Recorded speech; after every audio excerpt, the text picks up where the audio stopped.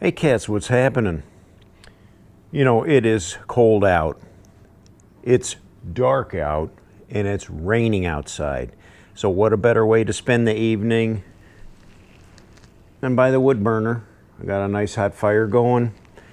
I'm gonna just chill here and relax, and I think it's a good night for a story. It reminds me of the time that, thinking back, a few years back, I went out to Yosemite National Park in California and went on a backpacking hike with my brothers. It was quite an adventure. Let me tell you about it. The plan was to summit Half Dome. I don't know if you've ever been to Yosemite or ever seen pictures of it, but Half Dome is a very prominent feature there. Half Dome is a very beautiful park with huge waterfalls, big high cliffs and mountains there. And Half Dome is like a half dome. It's a big rock thing that curves up on one side and then it's sheer flat on the other side. And it's quite a mountain or a peak to try to summit. So the plan was we were going to backpack up to Half Dome and reach the top of that thing. It was going to be a 2-day hike. So we parked down in Yosemite Valley. Yosemite Valley is really beautiful. The Merced River runs down through there, and it's kind of more of a touristy area.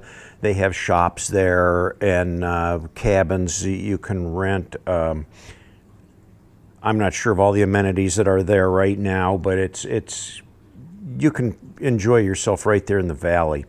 But we put our backpacks on. We had all of our gear, our sleeping bags, our tents, our food and everything, and we took off on the trail. The first part of the trail took us up a pretty grueling hike. You're going up for one thing, and then you're carrying, I don't know, 50, 60 pounds on your back, which can be pretty straining and taxing too. But we were into it. We were excited. This is what we wanted to do. So we hiked up and we came up to this camp called Little Yosemite. It's a backpackers camp and it's kind of near the base of Half Dome. So we spent the night there, set up our camp there in the different campsites.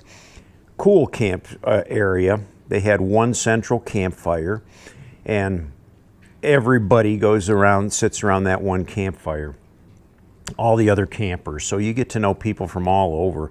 I mean, I was sitting next to a guy from Germany that couldn't even speak English, and we were all making s'mores that were shared from people who came from Case University. So that was pretty cool. It was just a time of getting to meet different people and kind of a neat social experience there. Well, when you're camping in the mountains like that, you have to take precautions against bears. There are bears.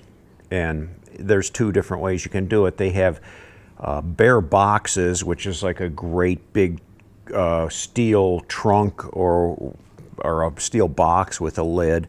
And you go over there and you open the box up and you put your food in that box. Now, bears can smell food from a mile away.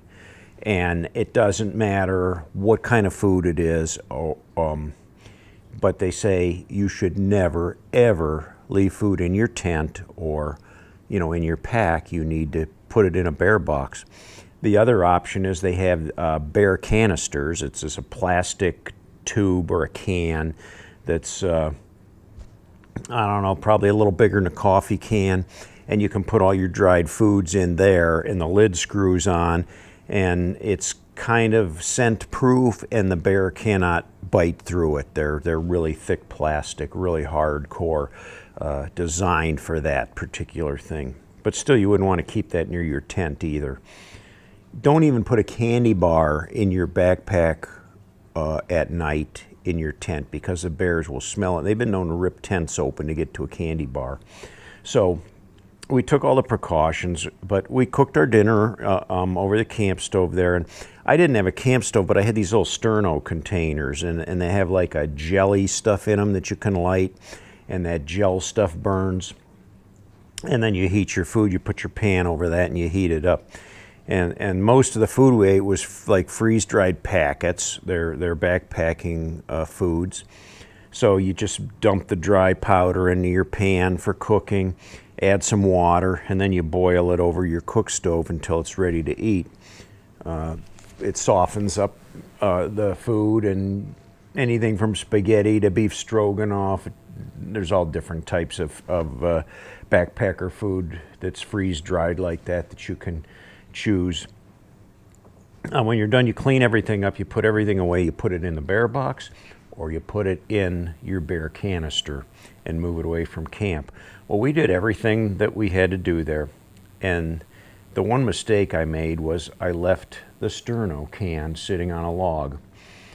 Put the lid on it, snapped the lid down, and left the sterno can sitting on there. And that's petroleum based, so who would have thought that a bear would have any interest in it? And we went to bed. Kind of oblivious to anything that was going outside. I guess I slept pretty good. I was tired, but it was a grueling hike to get up to that point. Woke up in the morning, and the sterno can was completely crushed with teeth marks in it. The bear had ate all of the sterno out of it. Lesson learned, don't leave anything out for the bears. Apparently there was some scent of food on it since I cooked with it. I don't know, but the bear ate the sterno can and left the aluminum can there just crushed with his teeth marks in it. Anyway, so from there we hiked on. We went up the next morning. We climbed to the top of Half Dome. It's really steep. There's boards attached to the rock, like a ladder almost. And there's cables going up the side you can hang on to and pull yourself up.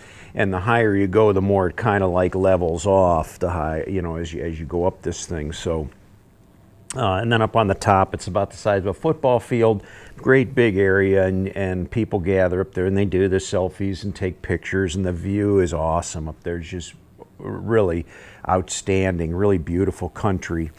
So we had summited Half Dome, climbed back down, and then we're going to hike all the way back down to the valley floor. Once we got down to the valley floor, and that took us all day, down in the valley floor they had a backpackers camp. Now it was kind of away from the touristy area, but somewhat close, but you know, a little more private off in the woods there. And we set up our tents there, ate our dinner, and went to bed for the evening. Well, I had some digestive issues, let's just say that. I woke up, I don't know what time it was in the wee hours in the morning, and I had to use the bathroom. Now, where my tent was, there was a restroom probably about 200 yards away, and so I got up, I put my hiking shoes on, pulled my jeans on, and unzipped the tent and climbed out of the tent. I didn't have a jacket, I just had a shirt on. It was a little chilly. It was probably, you know, in the, let's say, low 50s, upper 40s in that area. It gets pretty cold up there at night. Once the sun goes down, it gets real chilly. So I saw the restroom, and there was a light on over there, and you could see the restroom off in the distance. So I grabbed my flashlight and I started hiking over to this restroom. Well, I only made it about 30 or 40 foot away from my tent, and the restroom lights, boink, went off.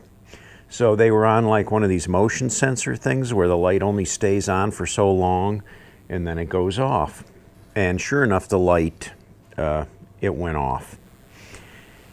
So I had to use my flashlight. So I'm going through the woods there, and it wasn't, there was pine trees in there, but it was very dark. And my flashlight, unfortunately, didn't have a very full charged battery. The further I went, the dimmer my flashlight got, until the point where it was barely like this little orange glow and I couldn't even see in front of me. It was worthless.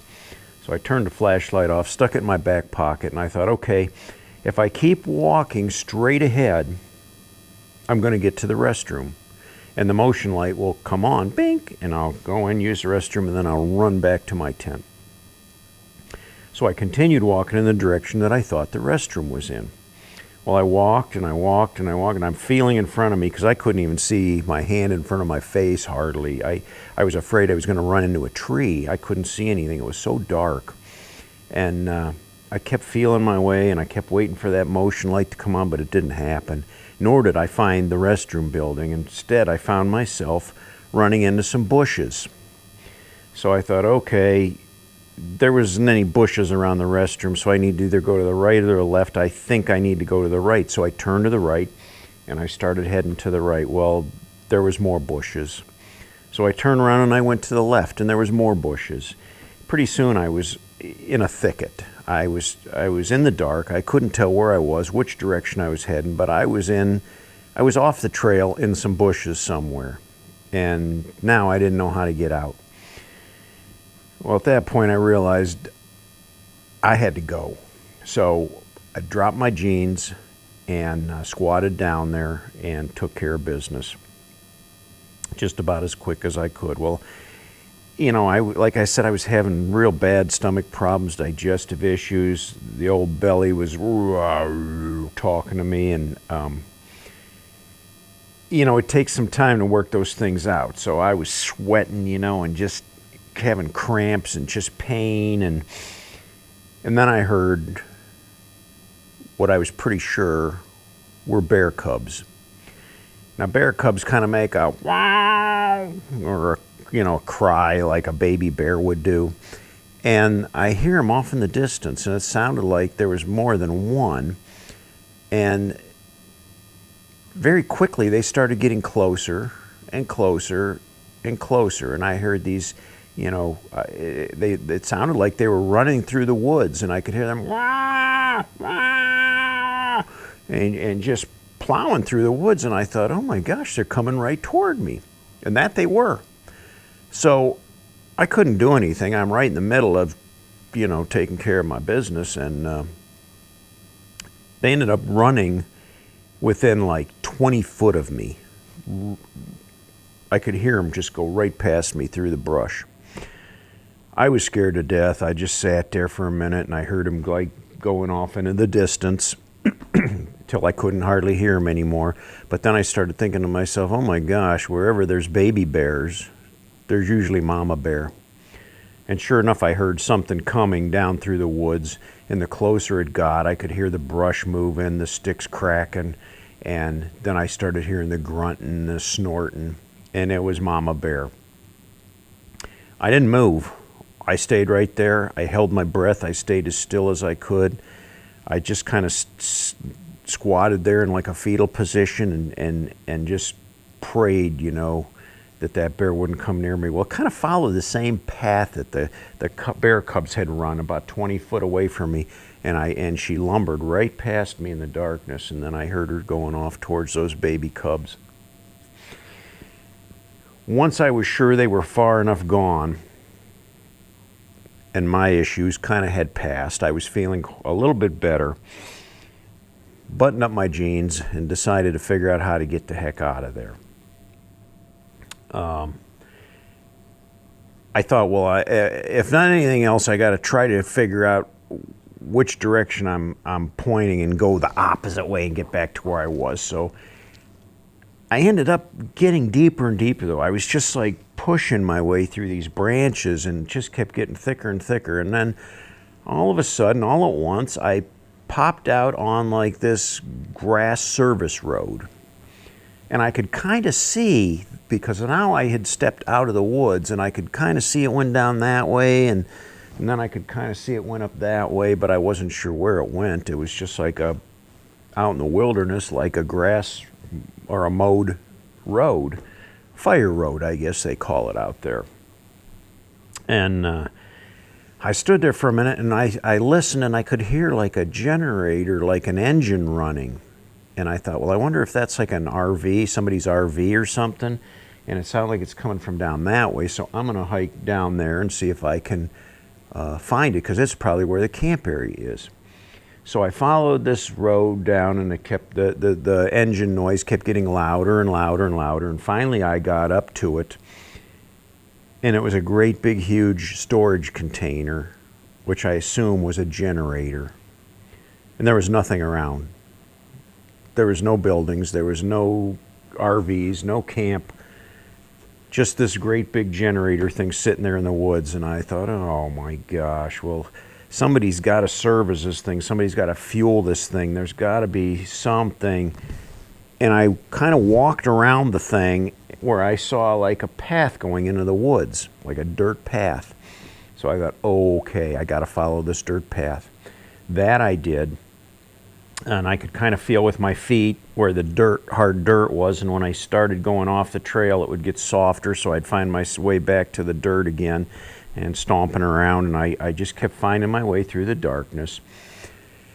And I don't know, after hiking down through there about 10 minutes or so, I saw something white off in the distance there in the darkness. I saw something white, and I thought, okay, there's something up there. I got to go see what it is. And the closer I got, I realized it was a tent. And then when I got up close enough, I realized it was my brother's tent. My brother had a white tent.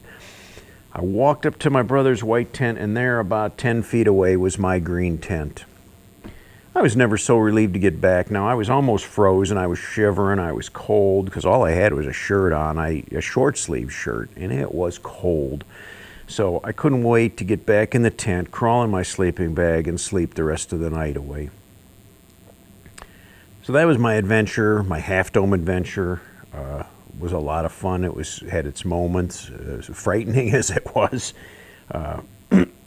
Just climbing up Half Dome in itself was an experience of a lifetime that I'll never forget. But the bear thing, wow. Too bad it wasn't daylight and I couldn't see them, but that was okay. I had plenty of imagination to see them in the dark, coming right past me. So there you go, cats. That's my story for today. It's nice and cozy in here. I could fall asleep right in this chair, but I think I'm going to head upstairs and play around with some video stuff and get some movies, some more movies up for you guys. That's what I do. Till next time, ride hard and die free.